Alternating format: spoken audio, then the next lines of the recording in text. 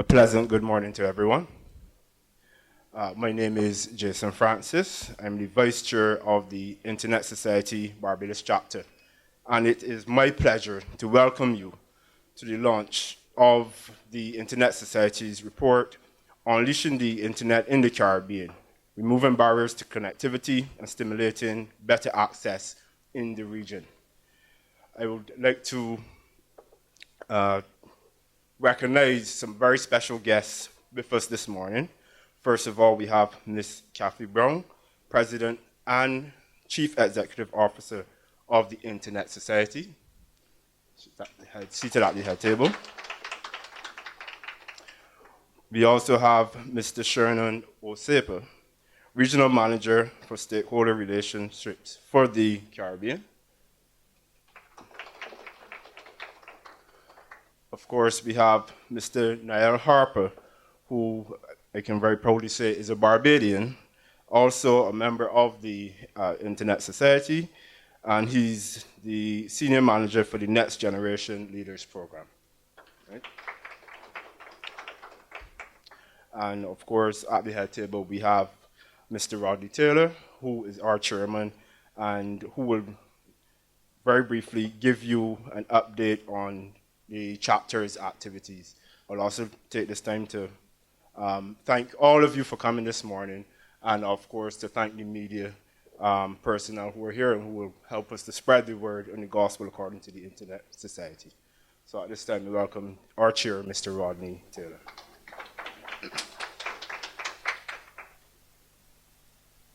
Thank you very much, Jason. I want to welcome you, take the opportunity to welcome you as well. We've had an interesting morning. Kathy has had the opportunity to meet with the Ministry of Telecoms, the Ministry of Energy and Telecoms, the Permanent Secretary, as well as the Chief Telecoms Officer to discuss some issues of relevance to Barbados. And we've also had a very fruitful meeting this morning with the campus management. So now we're pleased to have you here. Just by show of hands, how many persons here are members of the Barbados chapter of ISOC?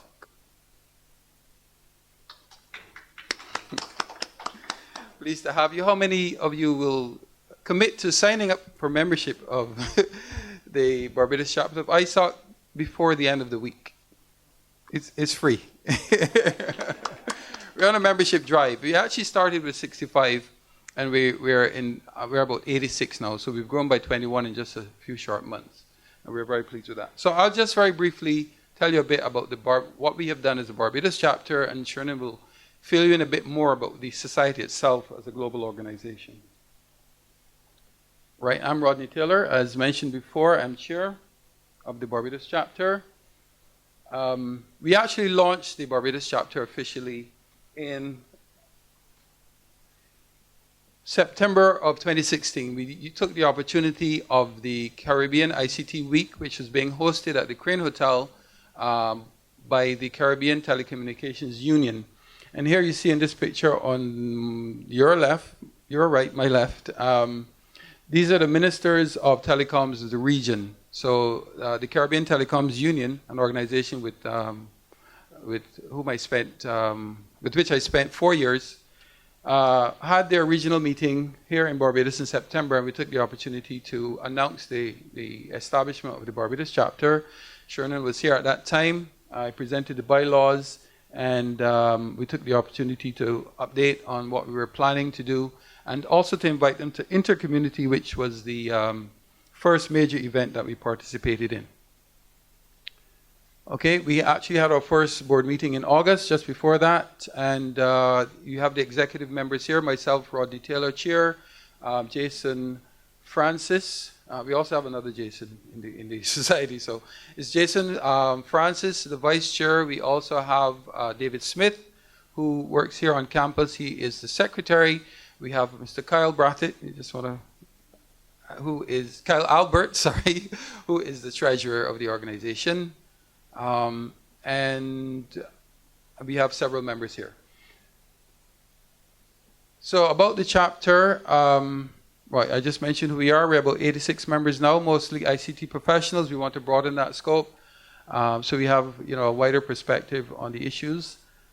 And we are on the way to expanding membership. So when we have events like this, we encourage sign up. We have Janelle at the back who would be more than happy to provide you with the details on how and where you can sign up for membership. So one of the first major activities we undertook to do was to participate in inter-community. We represented the Caribbean region. It was the only node within the region, I believe, within the Caribbean region, to participate in this global event, which sought to discuss two major issues of access to the internet and trust, security-related issues around the internet. We had roughly 30 or so, 50, that many? Okay. Participants. It was held right here on campus on the 21st of September. Since then, we've had, okay, so these are just a few pictures. Here, you see Niall here, we have Kyle. And this is actually a shot from the session when we were live. This is Shernon Osepa making a presentation, and in the far right is Mr. Albert Daniels, the regional representative from the Internet Corporation for Assigned Names and Numbers. We also had a remote hub hosted at the Data Processing Department. The Internet Governance Forum is a global multi-stakeholder forum that takes place every year.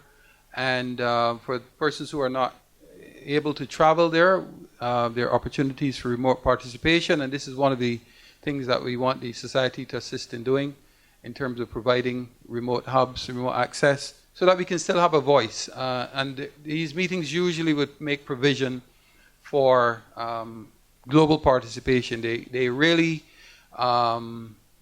thrive on that sort of broad consultation by persons who have different points of view from small island developing states and so on. So it was a very good session. We focused in on many of the sessions related to cybersecurity. And here you have a familiar face as well in this photo. We had our first members meeting after that on the 6th of January. This is very, I think it was taken with somebody's phone. This was held, it was sort of a meet and greet, a social gathering, as well as we took the opportunity to discuss some of the issues impacting on the organization. This was actually held at Pirates Cove, and we had a pretty good turnout, about 30 or so members. We took the opportunity to discuss the way forward for the chapter and some of the proposals that we'll be working on for the coming year. So for 2017, we plan to continue more of that. We want to participate in, we're working very closely with the IGF Planning Committee to host the Barbados' Internet Governance Forum. Now, would this be the first of its, okay, the first Internet Governance Forum for Barbados? We're working very closely with the Caribbean Network Operators Group to actually host a meeting here next month as well. And the focus, again, will be on cybersecurity. Our Internet Governance Forum for Barbados will actually feed into the Caribbean Internet Governance Forum, which is hosted by the Caribbean Telecoms Union.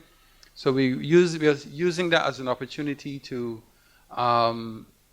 discuss the issues that are of national significance, which will then feed into the regional process, which we then hope will feed into the global process. Okay, we're also very actively, we're planning to be very active in the ICANN meetings as well. Again, they discuss very critical issues of importance to us, and we want to provide at least remote hubs if we're not able to go in person. We will definitely be seeking to expand the membership base to include non-IT professionals, again, because we believe that those perspectives are important to us. We will be working as well with the University of the West Indies to host a national conference called Digital Barbados. You have all of the details here. I won't get into it, but it is really to bring national stakeholders together to see how we can build a digital economy in Barbados. So both private sector, public sector stakeholders to raise the level of the discussion with respect to benefiting and contributing to the digital economy. That is it in a nutshell. I want to thank you for being here again, and I also want to publicly express our gratitude to to ISOC, the global organization, for the support that it has given us to allow us to host these meetings, to facilitate stakeholder engagement for the platform that it provides us to communicate with members. And we're still learning. We're still in the very early stages of development, but we want that the chapter grows from strength to strength, and it can only do that with your contribution and with your input. So that's it for me. Thank you. I'd like to introduce Mr. Shernon Osepa now for the next segment.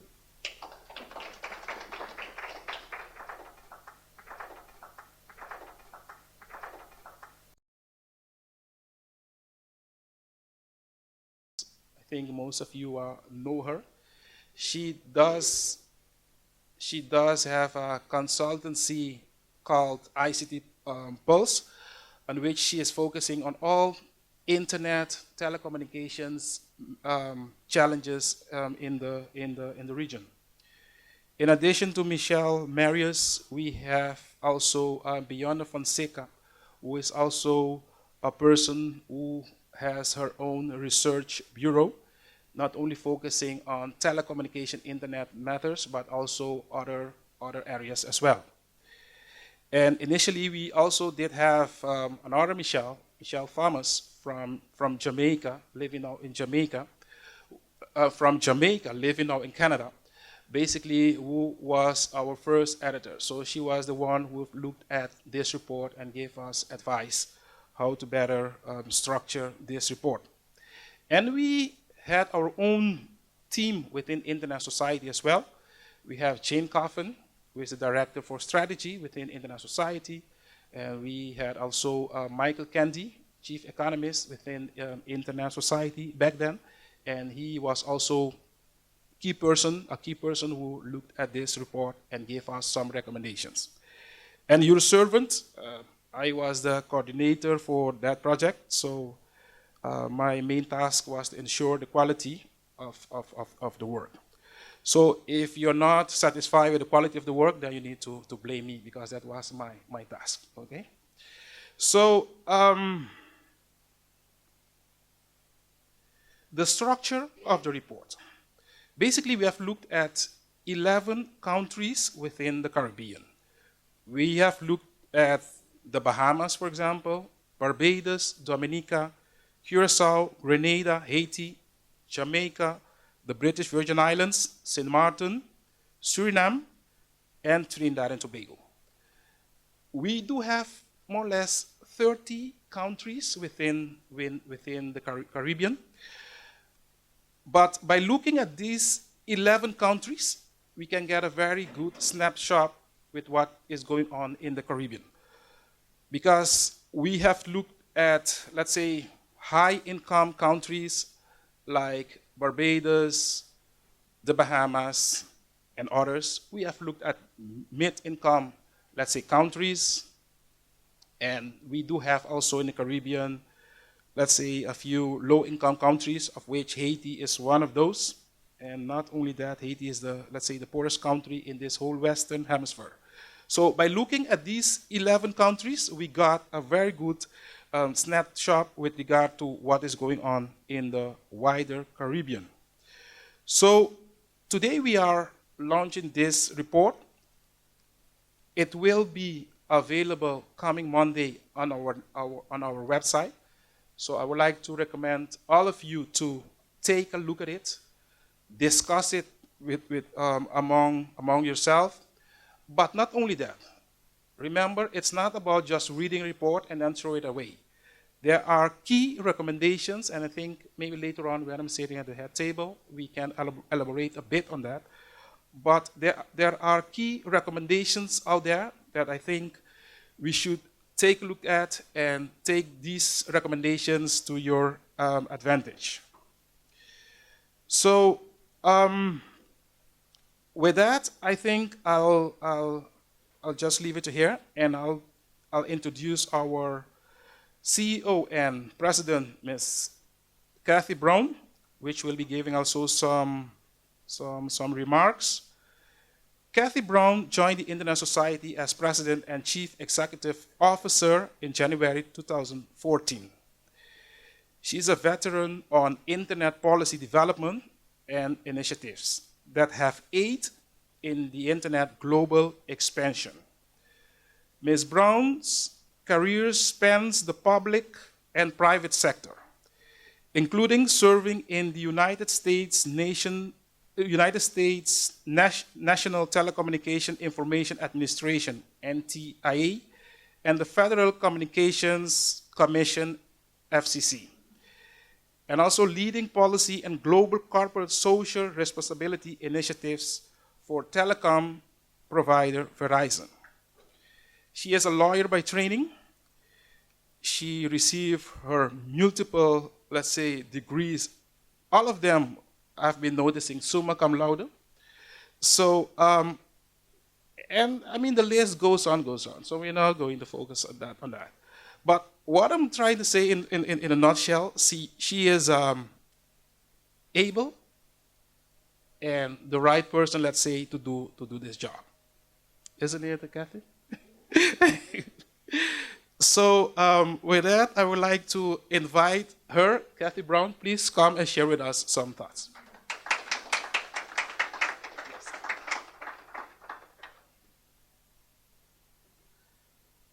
So thank you all for being here for this very important launch of a very important report. I would like to first thank the University of the West Indies for hosting us. We just enjoyed a most spectacular meeting with the deans of at least 6 schools who are deeply connected, engaged, and concerned about what the internet means for this campus, but also what it means for their students and the work they are doing with the students. Our Barbados chapter is pretty spectacular. I hope you all do sign up because I think you're going to enjoy this group of people. I think as Rodney said, this should be expanded where we usually around the world we have 135 chapters, which are volunteer organizations living locally, obviously, in the countries in which they gather their folks up, in 95 countries on every continent of this globe. Which means when you join the chapter, you not only join the local conversation, but you have access to the global conversation. The internet, the inter-community meeting that was described earlier is gathering online, by the way, all online, of many of our chapters with, I think we had something like 45 nodes around the world, able to talk to each other. It's an amazing thing. It's what the internet is for. And we want to demonstrate this power to act locally and think globally. And finally, I want to thank our staff who have done an amazing job in putting together this report. Let me say something about it. I spent a good couple of hours going through it, and it takes that long because it's full of information. Numbers, graphs, geopolitical information, what's going on in the regulatory agencies, what it is we have to do to further the internet for everyone everywhere, which is what the Internet Society does. So I love this. And I think any of you who have a concern about some notion of the internet, whether it's available, whether it's expensive, whether we are making sure it's available to everyone, how the various governments are incenting the investment that's needed, I think you'll find numbers in here that will give you some insights. My favorite number in the entire report, which as Shernon has just described, has to do with 11 of the nations here in the Caribbean, is the median age of people in the region. Anybody want to guess what it is? Do you know? If you look across these countries, it's about 35 years old. So what does that tell us? Thank you so much. Half the people in this region, at least in these 11 nations, are under the age of 35 years old. Thus, we are here on the campus with you. So our youth are growing up in a different age than those of us who are over 35. These are what we call the digital natives. Our children already far ahead of us. I know mine are. Your students here, students who are in the room, are already thinking, not only acting, but thinking differently because of their access to information, because of their knowledge of computing, because of their open minds as to where they can reach out and to whom they can speak to now. So there are new challenges for universities. There are new challenges for almost every industry that is trying to do good work. Think about not only education, but think about healthcare.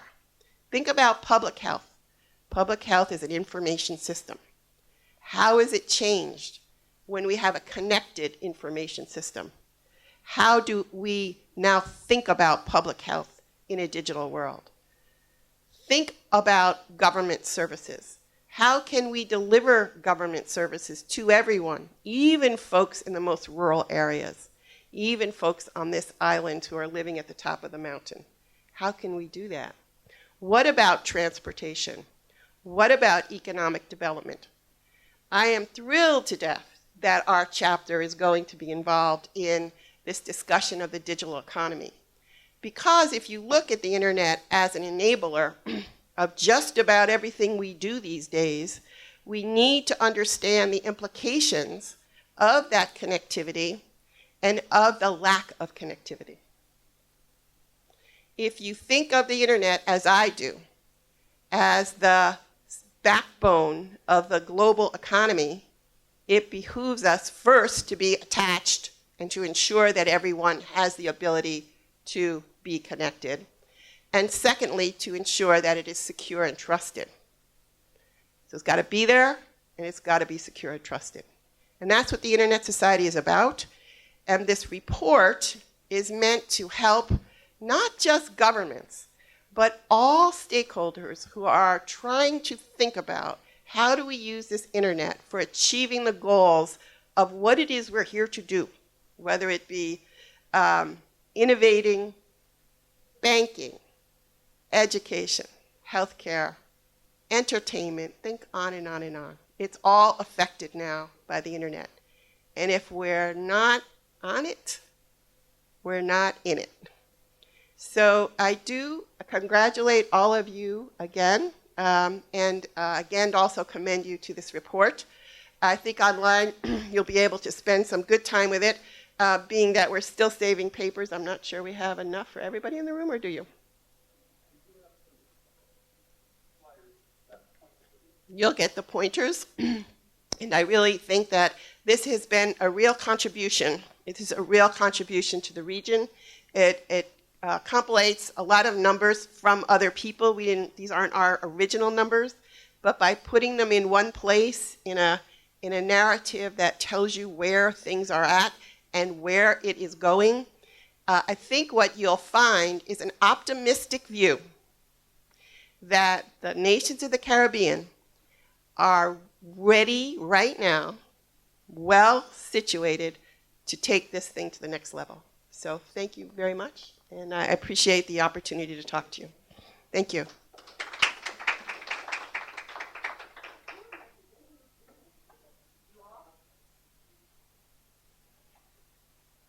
Okay, so now I would like to call forward Sonia Mahon, Deputy Dean of the Faculty of Social Sciences.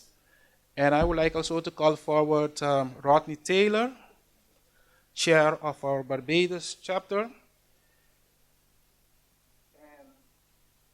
Kathy Brown, she's going to embassy the report officially to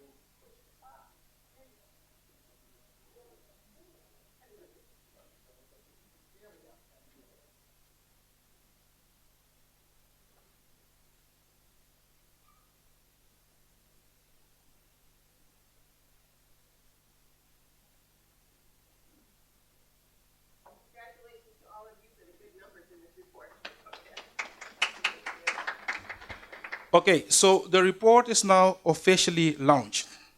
And by coming Monday, it will be on our website. So Jason, you have been asking me when can I start tweeting about this report? So please go ahead, okay? So, Rodney, please take over. At this time, we will open the floor to any questions from our audience and certainly from the media personnel who've joined us this morning. So if you have a question, just raise your hand, identify yourself, and we'll certainly direct it to the panel, and also use the microphone. All right, what would you say the top 3 challenges are facing this region? Right, so I'm just the facilitator. I will certainly direct that to your expert panel. Okay, so basically, we do have some recommendations. We do have a challenge when it comes to policy development in the region. Although you do have regulators and policy development, let's say agencies, in one way or the other, we haven't managed to coordinate or synchronize, let's say, all these initiatives. So that is basically one of the things that I would say is one of the challenges that we are seeing, and that was highlighted in this report as well. The second one I would say that is we don't see much, let's say, private sector participation or investment, let's say, in the telecommunications industry. In certain countries, you may see these developments, but generally speaking, wider Caribbean, we don't have much private sector participation in the Caribbean. So this is one opportunity as well for let's say donors and others who would like to invest in the Caribbean. And a third that I could elaborate a bit on is regional approaches. We do have like 30 countries in the Caribbean. We did look at 11 of these countries, but in reality, we have much more countries. In one way or the other, we need to learn how to collaborate more with each other. So this is also an opportunity for us. It was highlighted in the report as well, but I believe this is an opportunity for us as well.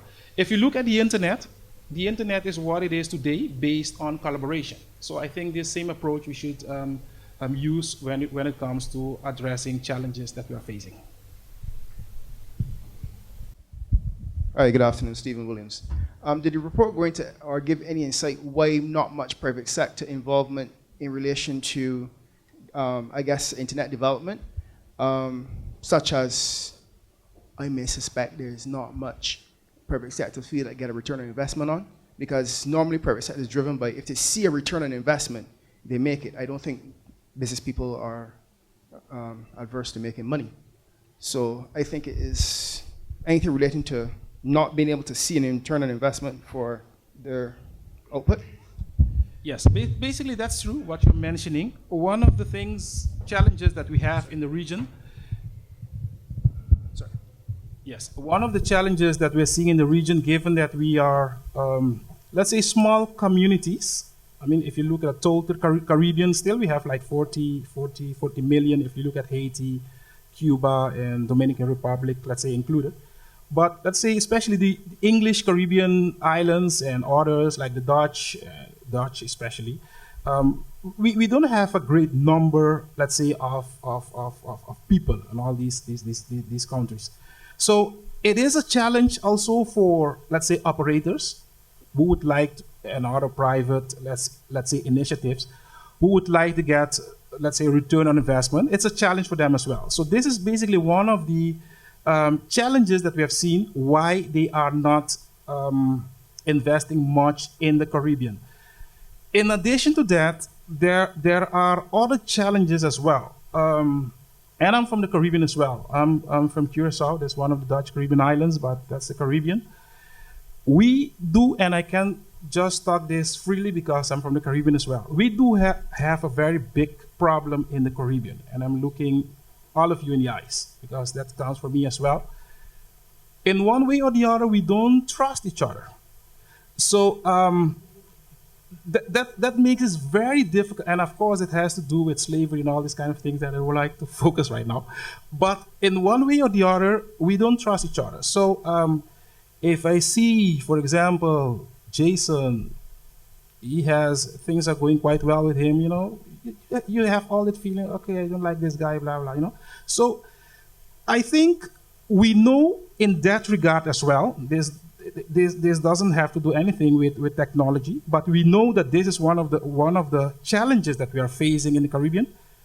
We have been talking about it for so long, so I think it's time now for us to really address this challenge and move on. Can I just take a different tack for a moment as well? So we have many low-density countries who are facing the challenge of doing ubiquitous availability of a new technology, which is one of the ways we can think about having that happen is look at the existing large enterprises that are regional and are national. And we know what they are, right? They're healthcare, hospitals, clinics, who are all connected or not, schools, our very schools where we send our children. The big tourist industry that's here, and I always say, I go online to make a reservation, and I've gone through 2 or 3 middle people to get to here. Why is that? We have a highly educated youth, highly educated workforce who could be transforming the tourist industry. Let's remember that's an information industry too. You want me to come to your place, not that place. And when then you get to many of our islands, many of our places, there is work to be done to become a digital economy. And where is that? In our, just think about how we live, in our merchandising, in our inventories, in our transportation. Our students are ready to take their place in those industries to bring the digital economy to the existing economy. I think when you think about low density places and you think about individuals' attachment or connection to the internet, you have to think in larger kinds of strategies. What do those people need, and how does the digital economy help them? And therefore, why would someone invest? And that someone is not always the telecom industry. It may well be the insurance industry. It may well be the education. And it is indeed this university who's investing in making this a smart campus. That investment in making this a smart campus is bringing new work, new services, new requirements in the digital space. So there's really an economic kind of approach that I think we can take to the region, and I think you do find that those ideas here in this report.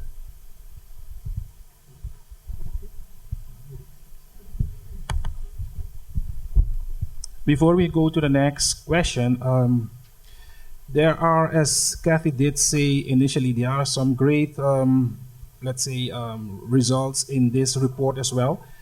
It's not that it's only bad things happening in the Caribbean. No way. If you look at this report, there are great things that we have highlighted in this report.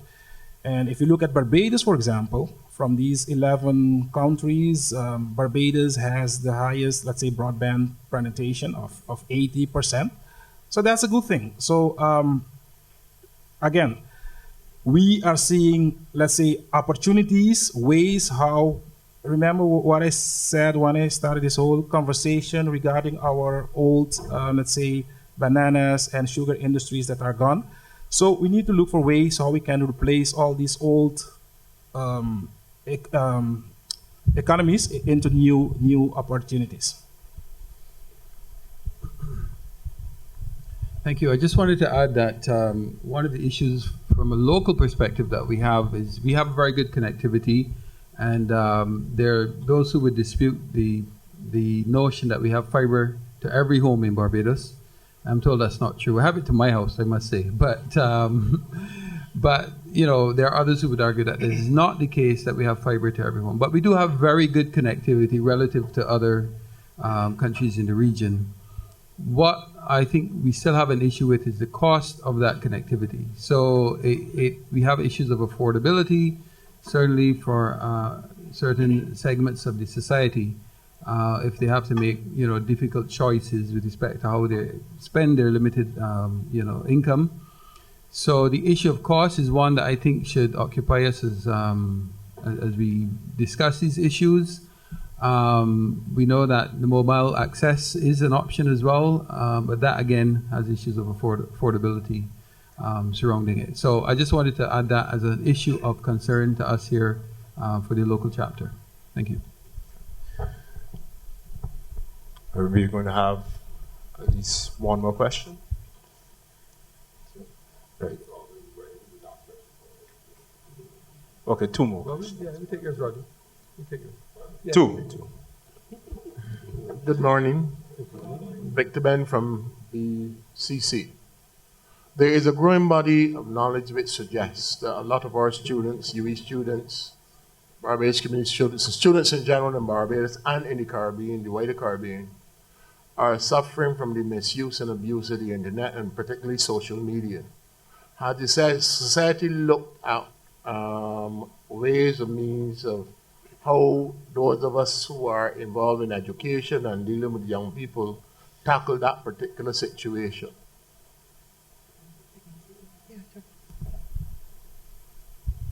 So can I answer this just? So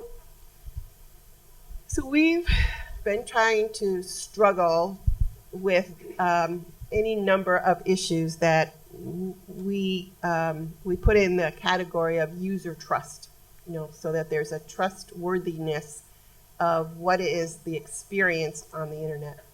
And we have a group of us who have been thinking about this idea of digital ethics.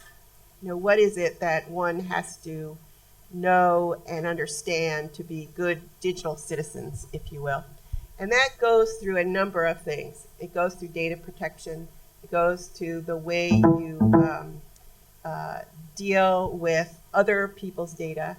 And more around the world, I'm asked the same question that you just asked. And what about our behavior toward each other and the way we conduct ourselves online? And I wish I could say that we had a list of things we should do, but what we are saying is that's the conversation we have to have now. And we believe that conversation needs to happen inside the internet community. Because many others who don't consider themselves as part of the internet are certainly having the conversation. We have seen around the world, shut it down, just stop. Don't let people on it. Or only give us your credentials. We want to see what's going on with you. We want to regulate your speech and your behavior.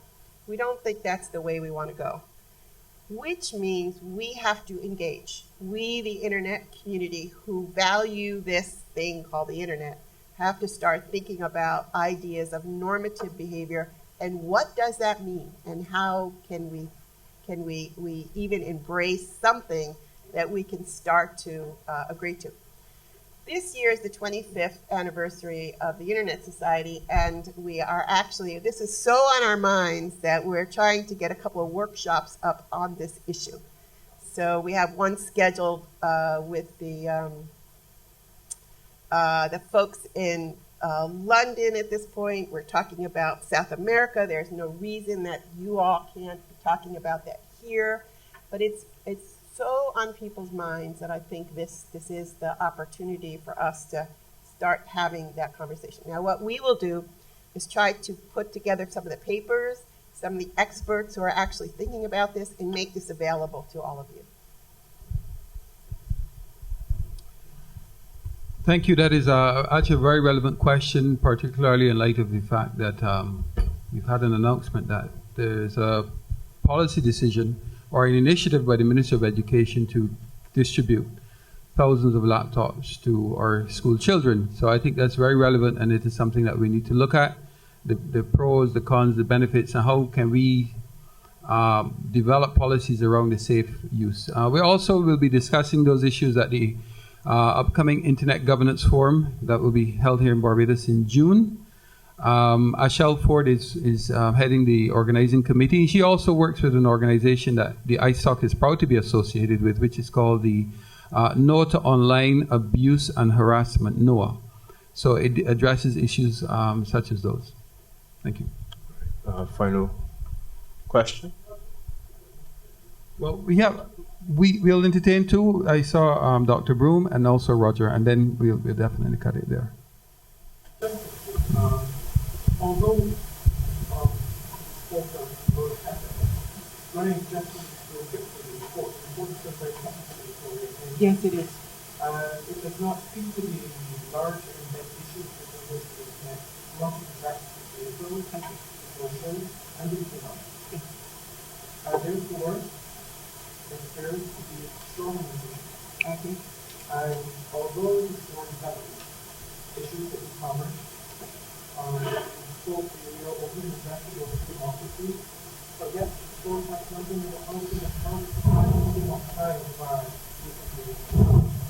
How do we address the issues, not only the ethical challenges that you spoke to, but also the large social issues that we provide, which is undermining the ability of the internet to be used for my concern, therefore, is how do we plan to address the shortcomings very quickly to make it more relevant and applicable for the larger society. That's one. The second thing is, we must also be very mindful that in looking at some of these issues, we have a good mix of personnel who address the challenge. Very technical people who find it technical to fix an app here, an app here, a network here, and they miss the human interaction. So therefore, going forward, I hope that we broaden the stakeholder approach to include those individuals who have a greater social, legal, economic understanding of technology and technology. So I agree with you. This is a report that is focused on a particular area around infrastructure and around, it's very much so, and about the economics of that, how that has resulted in usage and penetration. That's what it's about. It's very useful for that.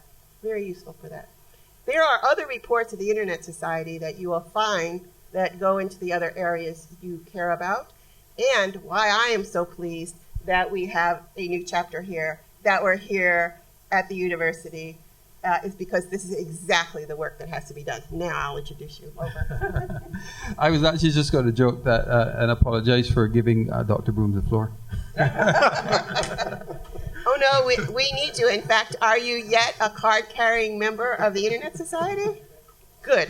Well then you have some work to do. I think we have some work to do. I think you're right. Roger? Hi, good afternoon, Roger Hennis. I just want to make some comments to a comment I was raised earlier in terms of why are we where we are and why we haven't progressed. And I'd first of all like to applaud Internet Society for the report. I think one of the challenges historically has been, I actually work with Deloitte and I work with a number of ICT firms, is awareness in the region. So when you spoke, some of the issues you spoke to, those are technical issues, and I don't think those stop it. I mean, when you actually interact with private sector companies, and I've had other friends of mine who work in other IT companies saying, we're going to talk to this bank or this company about how digital they can leverage it. There is no concept of what digital is. So when you say why private sector companies don't do it, they don't understand what digital is, right? We have a bunch of techie people in here, people who are aware. We understand and we automatically assume they should get it. And why are they not investing and so forth? They have no clue what it is. And that's a basic thing, right? In the region. Now, if I go to the US and I go talk to a similar company, you don't have to tell them or explain to them. So I think understanding, awareness, and knowledge is a little bit behind larger countries. So things like these reports provide information and knowledge as to what there is out there. I don't need this. There also is a lot of lack of knowledge in the Caribbean region around what we have in the Caribbean. So if you go to do research on opportunities as an entrepreneur or company planning to invest, there isn't a lot of information available. You don't have a lot of these. I mean, this report is technical, but if there were a lot more reports in terms of like what Dr. Broom said, I as an investor from outside could know I'm going to go invest in Jamaica because I understand the digital layout and so forth. It's difficult to do that right now. So we need a lot more of this, and we need a lot more of this generated. But I also, so that's one. The second thing I'll also say is that the comment Dr. Boom made is the other thing where we need to get to. So when you look at a more developed country like the US, Mark Zuckerberg is looking at issues like fake news and bullying and those kind of things, but you're getting into things that relate to people every day. Because the everyday person, if you look at my daughter uses you always get out with kids, but she lives on it, phone and stuff and digital. They're growing up into that. And people in the States, not just kids, but older people, because the society is a digital society. And it's just that based on, everything that's happened. So I think we have a lot of distance to make, but we need more information out there. We need to spread to more than just techie people like us or people who are interested. And there needs to become more people in Barbados understanding. So the forums need to spread and it needs to move to doctors and lawyers and so forth and be more inclusive. So this is good. And I think we have a lot of distance to go, but I think we're very much at the beginning in the region. And things like the report doesn't capture that. It speaks to speeds and so forth, but I don't think that's the burning issue, right? Last comment, the data in the report, I think it was done in 2015. Our download speeds are a lot faster than 12 meg, 12. We're up in 56 to 100. So then we need to make sure we keep it updated, yeah? Right. Thank you. Basically, with respect to, I'm not sure if I should say this, but I'm going to say it.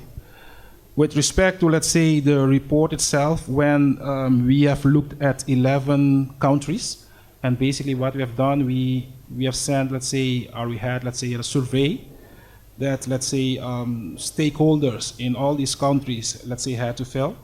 And we did also some, let's say, desk research. From these 11 countries, we had 3 countries that didn't, let's say, respond. I'm not going to mention those countries right now. So if you look how we work, and also in the global arena, we rely on data. So if you don't get data from those who need to provide those data, then you may use data that may be outdated. But that is why it's very important for us in the wider Caribbean, let's say, to provide data when, let's say, we are doing a survey or are doing this kind of studies. One of the recommendations that came forward in this report as well is with respect to we need to ensure that the ICT projects are aligned with the country's needs and development priorities. We have been looking at projects, we have seen projects going on in countries that are not, let's say, aligned with the country's need. Maybe one particular person, minister or whatever, he or she is personal ego, I would like to see this, but does this project align with the specific needs of that particular country? So these are the things, and this is one of the recommendations that came forward as well, that we need to focus on. With respect to one of your first comments, collaboration is key. If you just look at the internet itself, it is what it is based on collaboration. So we need to find ways among ourselves, among, let's say, CARICOM and other, let's say, entities within the Caribbean, how we can work more with each other. We have seen, for example, in countries, people are much more eager, for example, to work with those in Europe or in the US than to work among ourselves. So these are the challenges that we need to focus on as well. Thanks.